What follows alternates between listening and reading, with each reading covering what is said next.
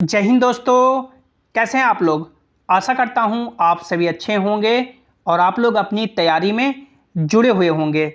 जैसा कि आप सभी को मालूम है कि रेलवे में जो आरपीएफ कांस्टेबल 2024 की वैकेंसी आई है 4208 पोस्ट के लिए, ये वैकेंसी 6 सालों के बाद दी गई है।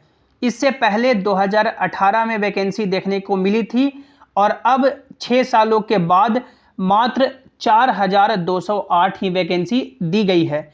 इस वीडियो में हम लोग बात करेंगे कि आरपीएफ कांस्टेबल 2024 का एग्ज़ाम का पैटर्न क्या रहने वाला है, क्या सिलेबस रहेगा, कहां-कहां से सवाल पूछे जाएंगे, पूरा रिक्रूटमेंट प्रोसेस हम लोग समझेंगे।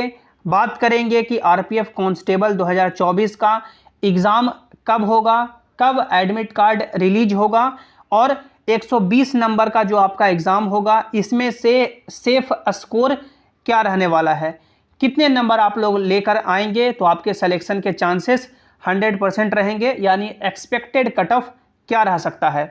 तो यदि आप लोगों ने आरपीएफ कांस्टेबल 2024 का फॉर्म अप्लाई किया है तो ये वीडियो आपके लिए काफ़ी इंपॉर्टेंट है। पूरे वीडियो को आपको ध्यान से देखना है और यदि आप लोग जेसिंग क्लासेस पे पहली बार आए हैं या अभी तक भी सब्सक्राइब नहीं किए हैं तो कर लीजिए, ताकि जो भी आरपीएफ के रिगार्डिंग आगे के अपडेट हो उसकी सही और ऑफिशियल जानकारी आपको मिल सके। तो आप लोग यहाँ पे देख सकते हैं आरपीएफ कांस्टेबल 2024 की जो वैकेंसी आई थी इसमें टोटल 4208 पोस्ट थी जो 10th लेवल में वैकेंसी थी, यानी जितने भी कैंडिडेट 10th पास थे उन्होंने फॉर्म अप्लाई किया है। मिनिमम एज 18 साल और मैक्सिमम एज यहाँ पे 28 साल दिया गया था। इसके अलावा SC ST OBC को जो अलग एज रिलैक्सेशन मिलता है वो मिला था। अब ये 4208 पोस्ट आई है 2024 में, 2018 से कंपेयर करेंगे तो काफ़ी कम है, लगभग आधी पोस्ट है। 2018 में वैकेंसी अच्छी खासी थी, फिर भी 2018 में जो कट ऑफ देखेंगे वो काफ़ी ज़्यादा चला गया था। अब ये 4208 पोस्ट पे भी लाखों कैंडिडेट ने फॉर्म अप्लाई किया है। आरपीएफ कांस्टेबल में जो आई साइट मांगी जाती है यानी मेडिकल क्राइटेरिया मांगी जाती है वो B1 मांगी जाती है। अब रेलवे में B1 मेडिकल क्राइटेरिया कहने का क्या मतलब होता है, तो आप लोग यहाँ पे रेलवे का चार्ट देख सकते हैं। B1 मेडिकल क्राइटेरिया होता है physically fit in all respect, यानी आप लोग सभी तरह से फिट हैं, हाथ पैर से, पूरे शरीर से। उसके अलावा सबसे इंपॉर्टेंट आपका आई टेस्ट होता है जिसमें देख सकते हैं डिस्टेंस विजन, यानी दूर की जो दृष्टि है आपका एक आंख 6/9 है, दूसरा आंख 6/12 है, विथ और विथआउट ग्लासेस। यानी ये जो क्राइटेरिया है 6/9 का या 6/12 का बिना चश्मा लगाए हुए, यदि आपका चश्मा लगता भी है और चश्मा का पावर यदि 4 डायोप्टर से ज़्यादा नहीं है तो आप लोग यहाँ पे डिस्टेंस विजन में पास रहेंगे। नियर विजन में यहाँ पे 0.6 मांगा गया है विथ और विथआउट ग्लास, यानी बिना चश्मा के या चश्मा लगा कर के भी यदि आपका नियर विजन 0.6 आ जाता है तो आप लोग यहाँ पे पास रहेंगे। इसके अलावा आपको कलर विजन का टेस्ट देना होगा, यानी आपका कलर विजन नहीं होने चाहिए, आप लोग कलर ब्लाइंड नहीं होने चाहिए। बाइनोकुलर विजन का टेस्ट होगा, नाइट विजन का टेस्ट होगा और मेसोपिक विजन का टेस्ट होगा।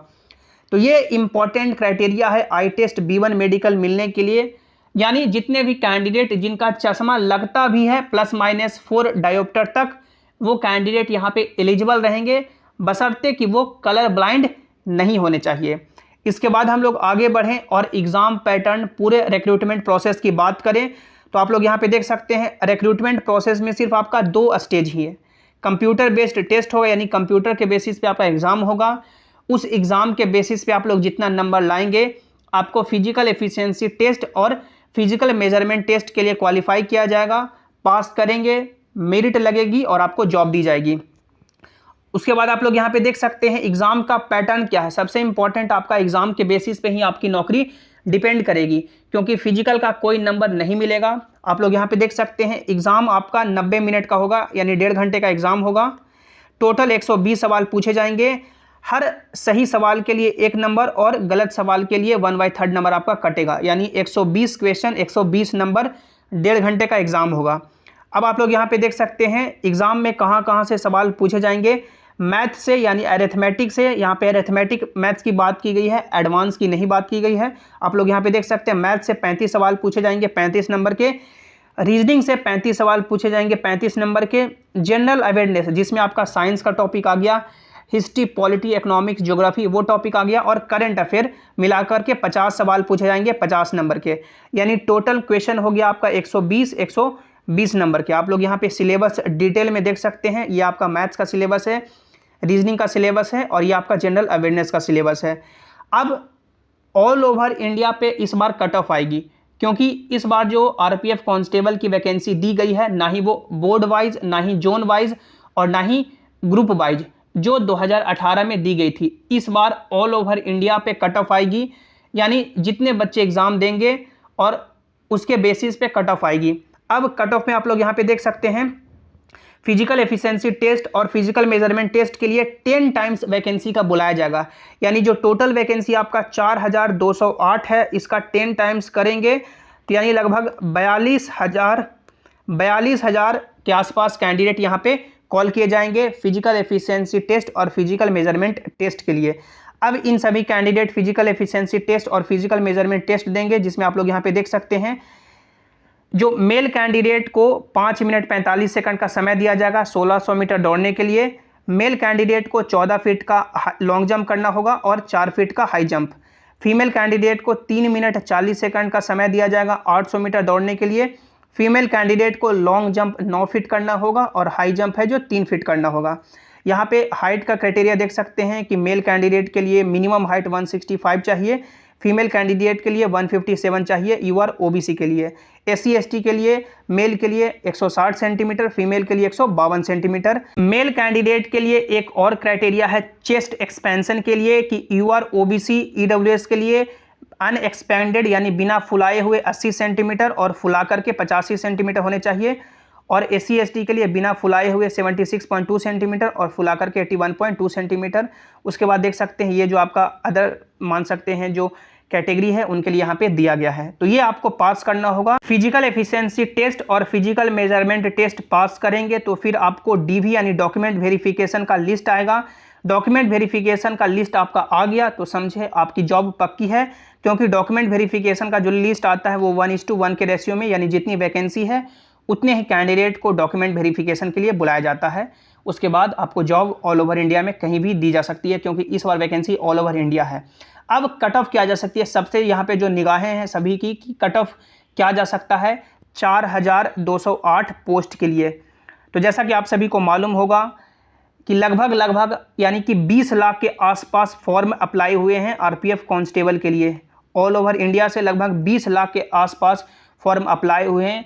यदि मान के चलें कि अटेंडेंस जब कैंडिडेट एग्ज़ाम देते हैं तो अटेंडेंस मान के चलेंगे कि यदि 70% भी रहता है, यानी 70% बच्चे एग्ज़ाम देते हैं, यानी कि लगभग 14 लाख बच्चे हैं जो इसका एग्ज़ाम देंगे।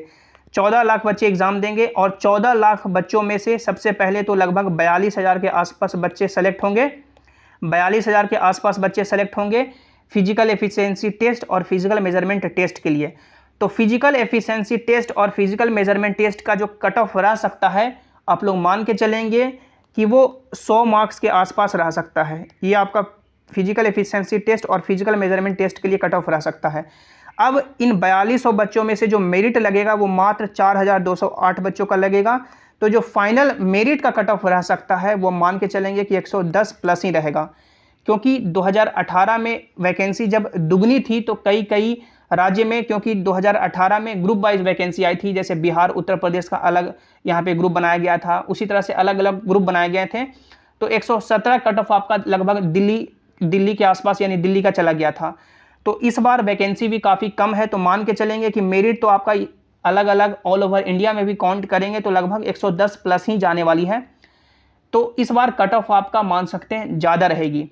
यदि इन फ्यूचर वैकेंसी बढ़ती है, ये जो वैकेंसी दिया गया है इसकी संख्या बढ़ जाती है, तो फिर आपके लिए सुनहरा मौका, गोल्डन अपॉर्चुनिटी आपके लिए हो सकता है, और कट ऑफ फिर आपका मान सकते हैं उसके रिगार्डिंग जितनी पोस्ट बढ़ेगी उसके रिगार्डिंग कट ऑफ आपका कम जाएगा। ऐसे 4208 पोस्ट के लिए लगभग 110 प्लस ही मेरिट आपकी जाने वाली है। आप सभी कैंडिडेट नीचे कमेंट में जो भी आपके डाउट हैं, जो भी क्वेरी है, आप लोग नीचे कमेंट में ज़रूर पूछिएगा। वीडियो को लाइक कीजिएगा, चैनल को सब्सक्राइब कीजिएगा, और सभी इंपॉर्टेंट अपडेट के लिए आप लोग इस टेलीग्राम जयसिंह क्लासेस से भी ज्वाइन हो जाएं, ताकि जो भी अपडेट हो, जो भी नोटिस हो, यहाँ पर आपको मिल सके। लिंक आपको नीचे डिस्क्रिप्शन में दे दिया गया है। तब तक आप लोग अपनी तैयारी में जुड़े रहें, हंसते रहिए, मुस्कुराते रहिए, अपना और अपनों का ख्याल रखें। Thanks for watching, have an awesome day.